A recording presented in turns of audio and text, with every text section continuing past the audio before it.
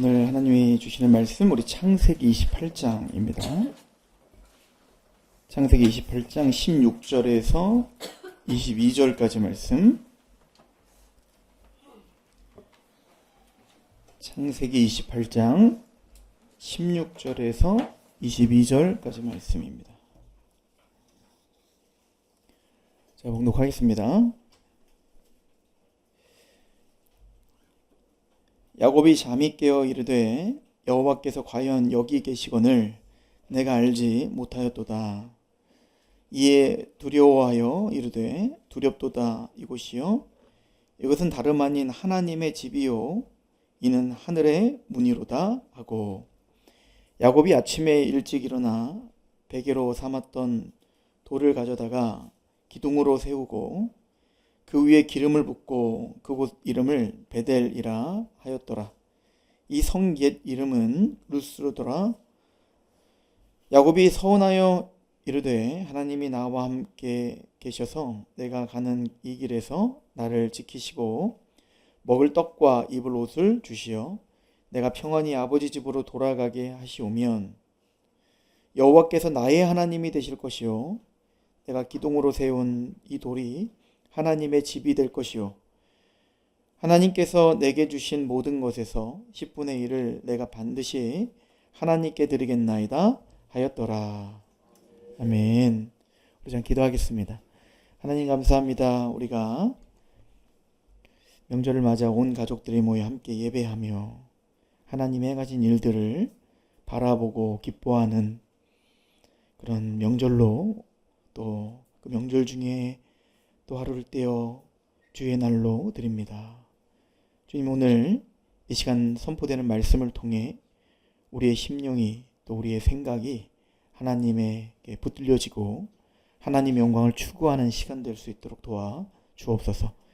이를 위하여 성령님 우리를 조명하여 주셔서 하나님 말씀이 잘 이해될 수 있도록, 적용될 수 있도록 주님 인도하시옵소서. 예수님의 이름으로 감사하며 기도합니다. 아멘. 네, 오늘 우리 오랜만에 명절을 맞이해서 우리 온 세대가 함께 예배드리는 시간을 갖습니다. 그래서 마태복음 강의를 잠시 멈추고 우리 초등부 아이들이 요즘에 창세기를 아마 계속 말씀을 묵상하고 있을 거예요. 각 집에 그 창세기 이야기 책 어린 아이들 있는 집들은 다 한 권씩 가져갔죠? 읽으라고 드린 겁니다. 그래서 주일날 아이들이 설교를 듣고 집에서는 다시 한번 엄마의 음성으로, 아버지의 음성으로 그 말씀을 좀 읽어주고, 그렇게 해서 아이들이 적어도 2025년도가 지나면 창세기가 그냥 계속 머리 맴돌 수 있게 해주는 작업들을 하려고 하는 겁니다. 그리고 내년에는 출애굽기를 그런 방식으로 우리가 또 함께 묵상해 갈 것입니다. 오늘 말씀은 개인적으로도 저에게 굉장히 큰 도전을 줬던 말씀이고, 또 굉장히 제가 사랑하는 야곱의 어떤 그 내러티브인데, 야곱이 이제 형 에서에게 이제 쫓김을 당하기 시작한 거잖아요. 이제 형을 속이고 아버지 속여서 장자 축복을 받으려고 하다가 이제 형이 죽이겠다고, 동생 죽이겠다고 막 쫓아오는 거예요. 그때 이제 야곱이 너무 겁나가지고 막 도망을 가다가 너무 피곤한 겁니다. 밤이 됐는데. 그래서 잠시 쉬긴 해야 되는데, 근데 금방이라도 형이 쫓아올 것 같으니까 너무너무 두려우니까 계속 막 가슴이 떨리고 있는 상황이에요.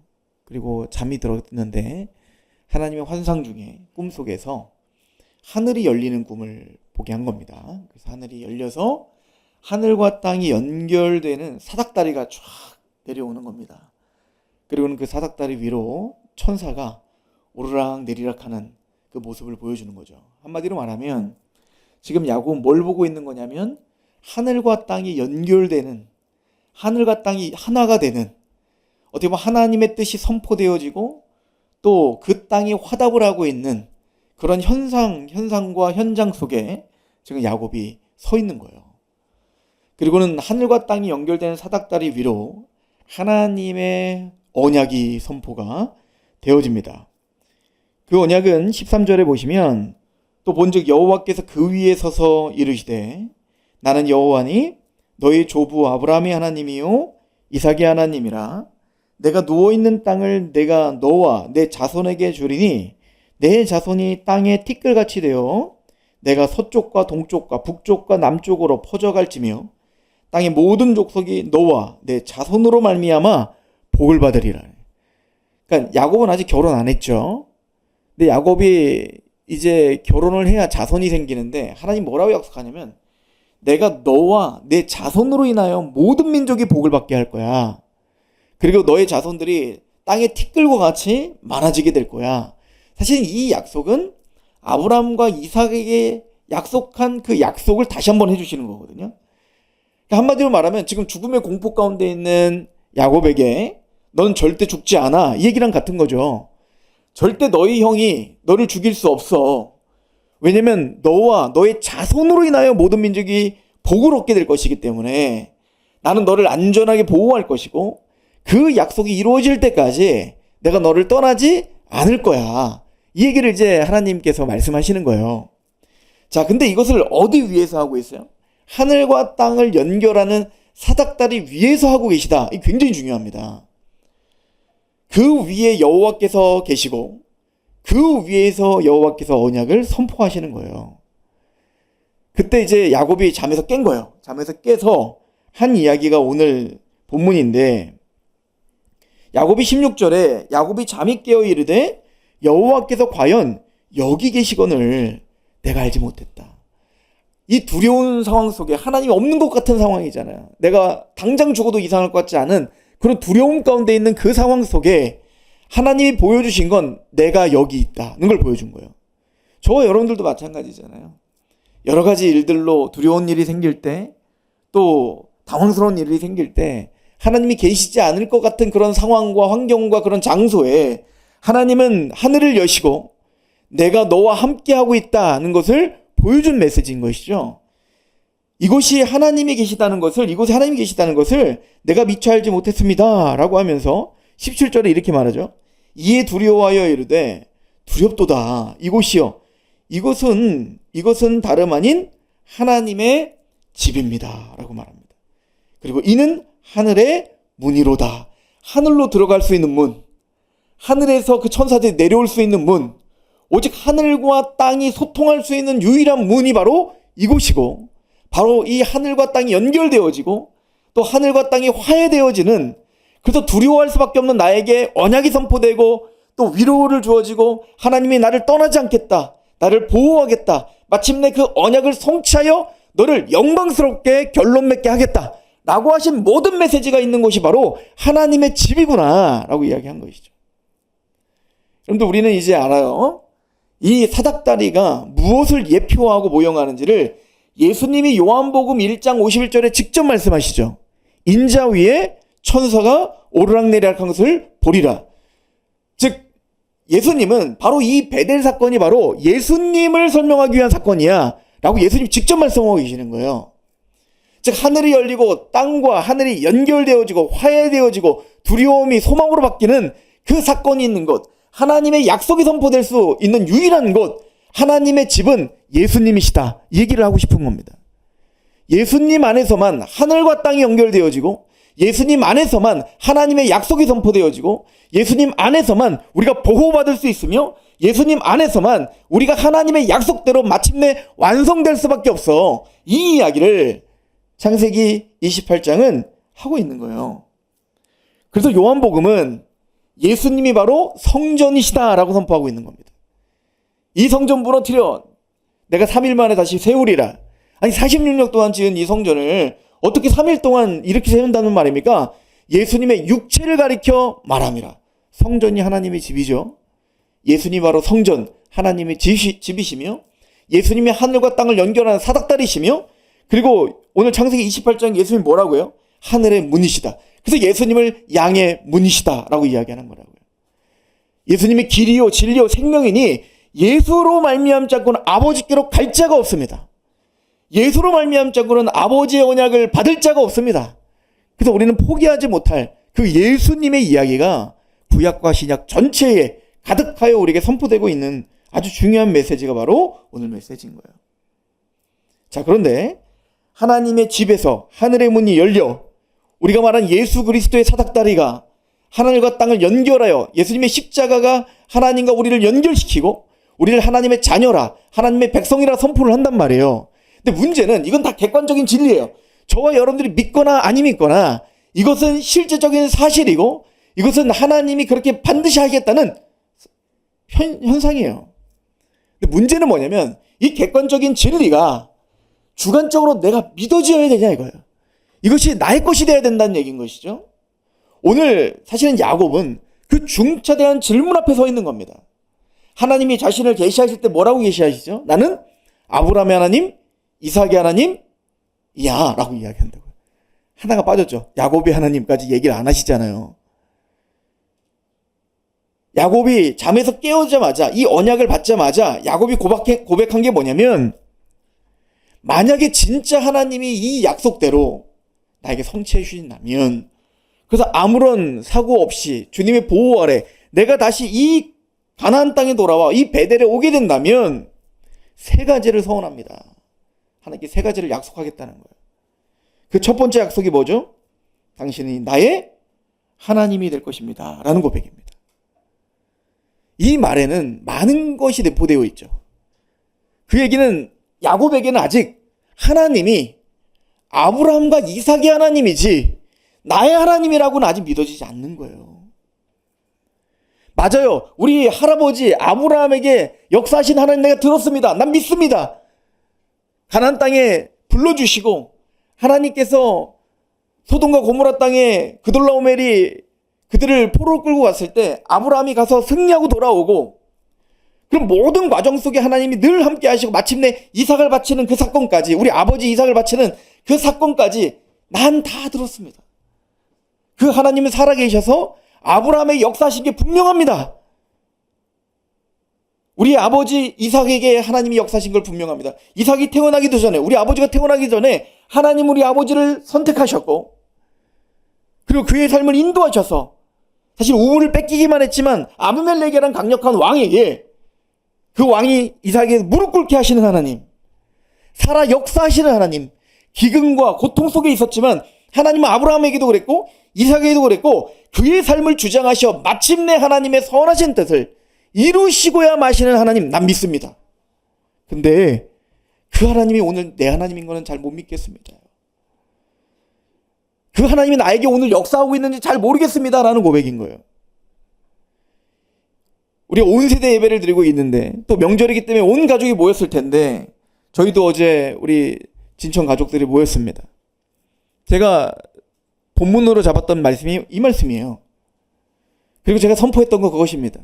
너희 할머니 할아버지의 신앙으로 인해서 너희 아버지 어머니들이 예수를 믿게 되었다. 나 또한 삼촌인 나도 어거지로 끌려다니는 신앙생활이었다. 그래 하나님이 20대에 그 어느 순간 하나님이 강력하게 나를 부르시더라. 네가 지금까지는 너희 어머니 아버지의 손에 이끌려 어쩔 수 없이 교회를 다니며 하나님 믿는 척하며 살았지만 이제는 너 혼자 서서 하나님을 만나야 될 거 아닌가. 단순히 아버지 하나님 어머니 하나님이 아니라 너희 하나님이 되어야 되지 않겠는가. 지금 그 믿음대로 지금 너희 어머니 아버지들은 다 각자 서서 각자의 지역에서 누가 시키지 않아도 기쁨으로 하나님을 예배하는 자들이 되었다. 이제 너희들 차례다. 이제 너희들 세대에 이제는 엄마 아빠에게 재정적인 정서적인 독립만 할 뿐만 아니라 신앙적인 독립도 해야 되지 않겠는가.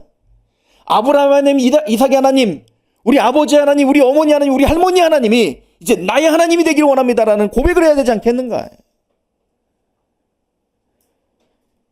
여러분들 아브라함과 이삭과 야곱 그리고 그 12지파 여러분들 400년이라고 하는 이집트에서 정말 그 가족이 전체가 깨어질 수밖에 없는 고통 속에 있으면서도 마침내 그들이 400년 후에도 모세를 통하여 출애굽하여 가나안 땅에 하나의 국가를 만드는 이런 기적을 보십시오. 아브라함 한 사람을 시작한 그 신앙이 이삭을 통하여서 또한 야곱을 통하여서 또 12지파를 통하여서 또 그 모든 믿음의 세대를 통해서 굳건한 하나님의 나라가 세워지는 걸 보시란 말입니다. 너무 기적적이고 감격스럽지 않으십니까? 저희 어머니가 외갓집과 저희 친가 쪽에 홀로 예수를 믿었던 거예요. 어마어마한 핍박을 받았죠. 저희 아버지는 매일매일 술 가운데 거의 네 가까이 실려오는 일들이 너무 많았고, 근데 그때 목숨처럼 신앙을 지켰던 거예요. 그리고 어제 예배를 드리는데 우리가 이제 우리 아버지 어머니 다 돌아가신 이후에, 돌아가시고 우리 식구들이 이제 모이면 17명이 예배를 드립니다. 17명이 함께 하나님을 예배하고 한 말씀을 듣습니다. 물론 그 다음 세대에는 신앙이 잘 있는지 없는지 저도 좀 확인이 필요한 아이들이 좀 많은 것 같아요. 그러나 저는 믿어요. 저도 방황했지만 하나님이 마침내는 하나님의 사람으로 굳건하게 세우고야 마는, 내가 잘 가르쳐서가 아니라 그런 하나님을 믿어요.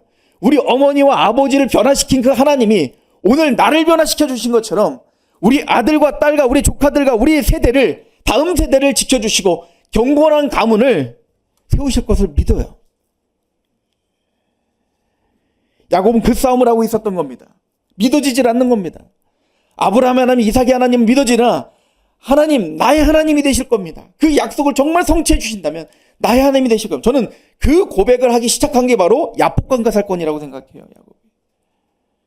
라반의 집에서 그 아들, 12아들을 다 낳고 돌아와 이제는 죽음 앞에 설 수밖에 없었을 때, 형 에서를 만나는 대면할 수밖에 없었을 때, 자신이 지금까지 모았던 모든 재산, 자신이 지금까지 관계했던 모든 인간관계, 궁극적으로 죽음 앞에서는 그 어떤 것도 도움을 줄 수 없다는 것을 깨닫는 날이 옵니다. 저와 여러분들도 자랑하고 있는 모든 것들이 하나님 앞에 섰을 때 아무것도 나에게 도움을 줄 수 없다는 것을 깨닫게 될 것입니다. 우리 어머니의 믿음, 아버지의 믿음, 아브라함의 믿음, 이삭의 믿음도 그 죽음 앞에서는 도와줄 수 없습니다. 그때 야곱은 꼬꾸라지는 거예요. 그리고 하나님만 의존하는 사건이 벌어집니다.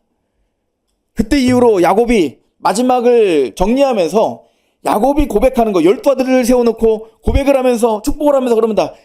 너의 아버지의 하나님이, 야곱의 하나님이, 이 얘기는 축복을 하면서 야곱 나의 하나님, 너의 아버지 나의 하나님이, 이렇게 말하는 거예요. 야곱은 한마디 한마디 축복할 때마다 나를 인도하신 그 하나님이 오늘도 이 12아들들에게 임하여 주시옵소서라고 마지막 축복을 하고 기도를 하며 생을 마감하는 겁니다. 당신은 나의 하나님이 될 것입니다.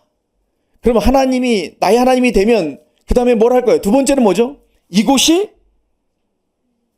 예배의 장소가 될 겁니다 라고 말해요. 하늘과 땅을 연결하는 그 사닥다리가 있는 곳, 하나님의 약속이 선포되는 곳, 하나님의 화해가 있어지는 곳, 나와 동행하겠다라고 하신 하나님의 사랑이 있는 곳, 그것이 바로 하나님의 집인데 그곳에서 내가 제단을 쌓고 하는 예배하겠습니다 하는 거예요. 그럼 우리에게 베델은 어디입니까? 우리에게 하나님의 집은 어디죠? 우리의 사닥다리신 예수 그리스도께서 어디 계십니까? 우리 마음판에 계시다고요. 이제는 예루살렘도 아니요, 이제는 그리심산도 아니요, 예배할 때가 오나니 영과 진리로 예배할 때가 온다. 바로 메시아가 오는 그때 예수님이 계시는 그곳이 예배자요, 예수님이 계시는 그곳이 하나님의 성전이요, 예수님이 거하시는 그곳이 예배의 장소인 거예요. 근데 그 예수님이 저와 여러분들 마음판에 있다고요. 우리 마음이 이미 하늘이 열리고 하늘과 우리의 마음이 연결되어 있다고. 누구를 통해? 우리의 사닥다리신 예수 그리스도를 통해서. 그래서 가정이 예배의 장소고, 학교가 예배의 장소고, 교회가 예배의 장소고, 여러분들이 거하고 있는 그 사람 앞에 서 있는 내가 예배의 장소인 거예요.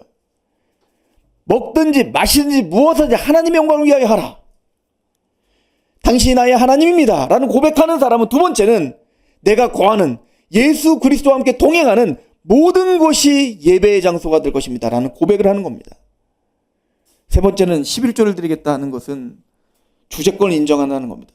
나에게 100만 원을 주었지만 그 100만 원 중에 10분의 1을 건들지 않고 하나님께 드림으로 이 모든 것이 다 하나님께로 왔음을 고백하는 것이 11조잖아요. 야곱이 11조를 드리겠다는 얘기는 내가 호흡하며 살아가는 모든 것, 그래서 마침내 하나님의 뜻가운데 완성되는 모든 것이 하나님의 주권 아래 있고 하나님의 은혜 아래 있음을 고백하는 겁니다. 나는 하나님을 주재권 인정하는 사람이 되겠습니다는 고백이에요. 하나님이 나의 왕이 되겠습니다. 내 인생 내 것이 아니라고 고백하며 살겠습니다. 하나님의 뜻대로, 하나님의 약속대로, 하나님이 부르신 대로 그렇게 살 수 있는 하나님의 사람이 되겠습니다 라고 서원하고 있는 것입니다. 디모데전서 6장 11절은 사도 바울이 디모데에 이렇게 말해요. 제가 주보에는 잘못 실었더라고요. 디도서로. 디모데전서 6장 11절부터 제가 읽어보겠습니다. 저는 이 말씀이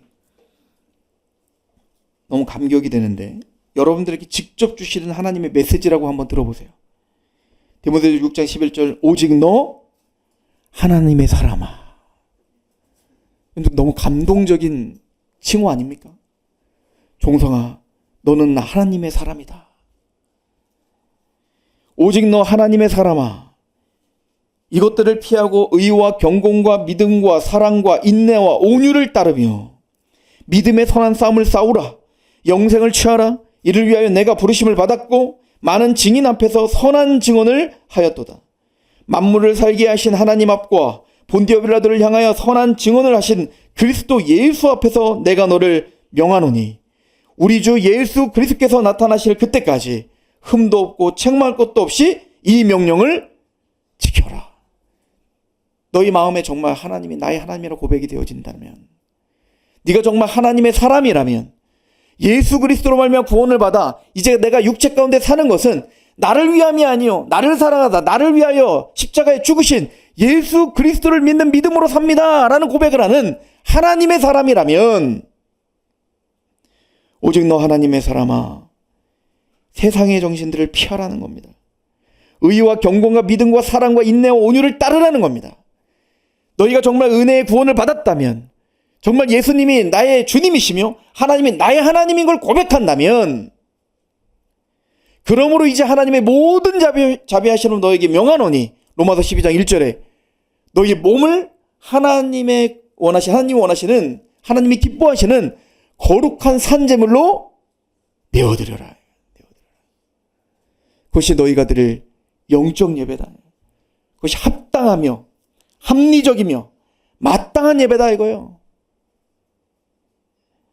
그럼 우리가 어떻게 하나님의 사람으로서, 어떻게 우리가 하나님의 사람으로서 우리의 모든 삶을 예배자로 드릴 수 있습니까?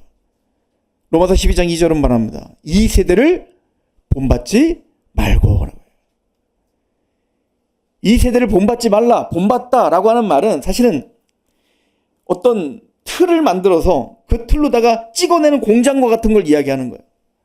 뭔가 그릇을 만들어낼 때 그릇에 틀을 만들어 놓잖아요. 그리고 그냥 그 틀로 거기다 쇠를 부으면 그냥 그 그릇의 틀이 막 만들어지잖아요. 이 세상은 이 세대의 문화를 우리에게 압력을 가한다는 거예요. 틀을 만든다는 거예요. 하나님을 대적하는 틀, 하나님을 보지 못하는 틀, 하나님을 대항하여 하나님의 말씀을 떠나게 하는 틀 말입니다. 세속 정신, 세속 철학, 틀을 만들어서 사람들을 찍어낸다는 겁니다. 그걸 거부하라는 겁니다. 이 세대가 우리에게 주입하려고 하는, 이 세대가 우리를 압력을 가하려고 하는 그 틀을 거부하고 온전하시고 선하신 하나님의 뜻이 무엇인가 어떻게 하라는 거예요? 분별하라. 하나님의 뜻이 뭘까? 내가 사랑하는 하나님의 말씀과 하나님의 마음과 하나님이 원하시는 삶이 뭘까를 끊임없이 묵상하는 사람들. 그 사람들이 하나님의 사람들인 거예요. 당신은 아브라함은 이삭의 하나님이 아니라 나의 하나님입니다 라는 고백하는 거예요. 욥이 말하죠. 내가 하나님을 귀로만 들었지만 이제는 눈으로 봅니다. 귀로만 들었다는 얘기는 소문으로 들은 겁니다. 하나님이 이러한 분이래. 하나님은 이런 역사를 하셨대. 하나님은 이렇게 우리를 인도하시고 만대. 남들에게 역사하셨던 그 하나님을 소문으로만 들은 겁니다. 욥은 그 소문으로만 귀로만 들었던 그 하나님을 내 눈으로 봅니다. 나의 하나님이 되신 거예요. 그분이 나의 주님이 되신 거예요.